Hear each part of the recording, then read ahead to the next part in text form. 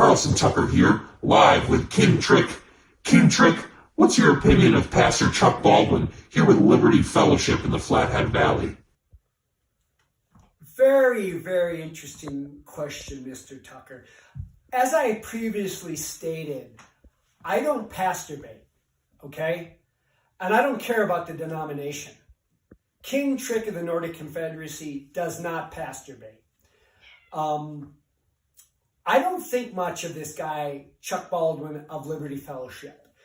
And there's several reasons that I don't think much of Mr. Baldwin. Largely, I think he's more political than spiritual. And then there's some theological positions that he takes that he's, I think, a bit duplicitous on, or maybe not clear in his own mind, and he's not a very bright man to begin with. And what I mean by that is when I came to this valley and I was going to make it, and I've made it, my footstool for the Nordic Confederacy because my throne room's in the Yukon. I knew there was a problem with the flatheads and the frontal bottomites when it came to advanced metaphysical and theological understanding. So I want to listen to this Chuck, I call him Chucky Baldwin, speak. And he was hiding behind a kind of Catholic, amillennial, preterist view of the scriptures, which is fine to have that view, right? Or maybe he's just muddled or he doesn't understand what he really believes. But when it's all said and done, he's a preterist, amillennial, postmillennial, kind of a Jesuit Catholic. And what I mean by that is not so much just even the theological position, but existentially really believes he can ultimately fix things. And for us born-again Buddhists, he really is like a man who's, with his denomination, his people are like a working iniquity, in my opinion. They think they can fix things, put God's name on it, and he's behind it. It's a working of your own restlessness. In the ancient Hebrew, restlessness means wickedness. They have people running for office over there who can't run their own families. The place is full of divorces.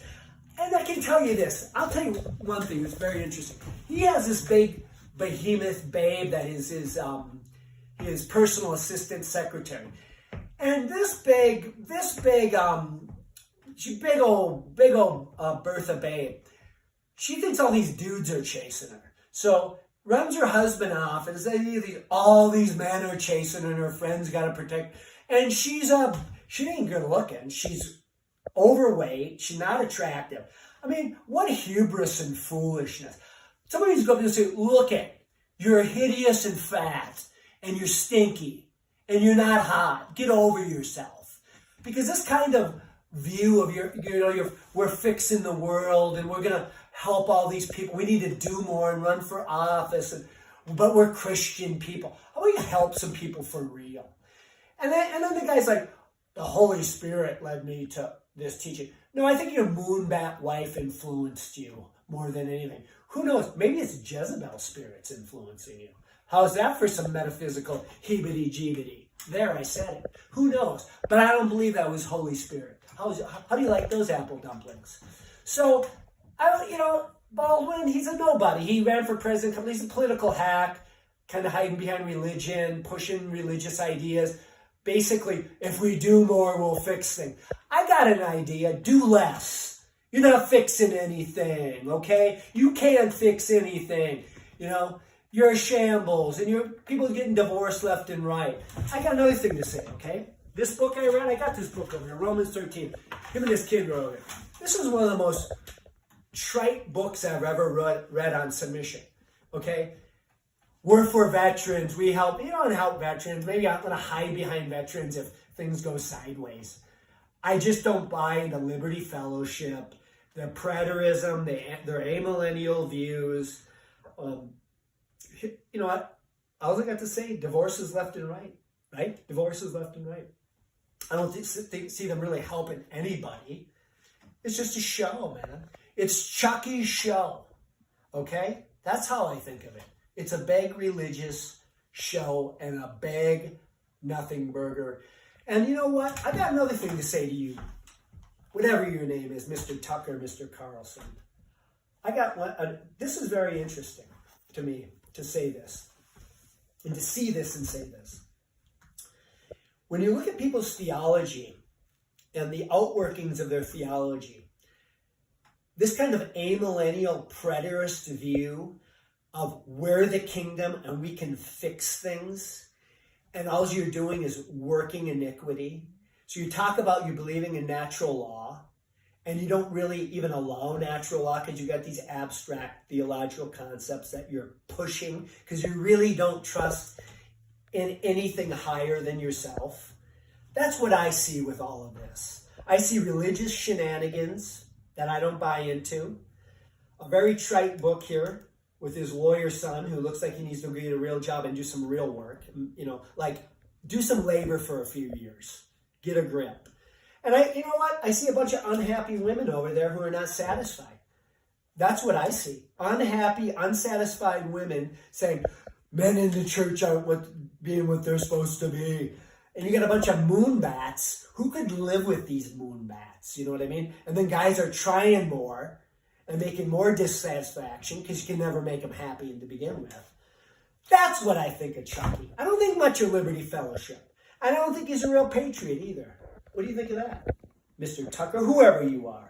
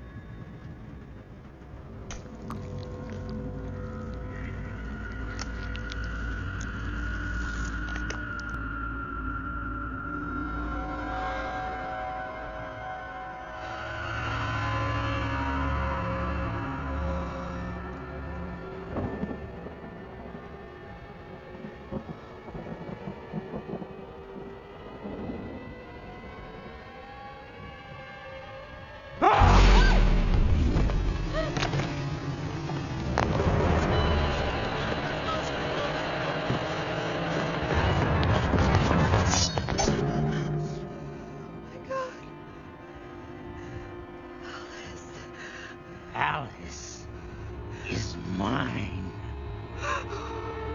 Now she knows.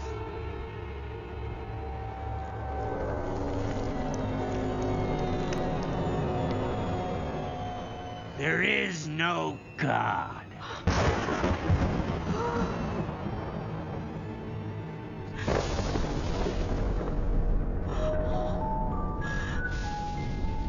You have your mother's eyes. And they were always too fucking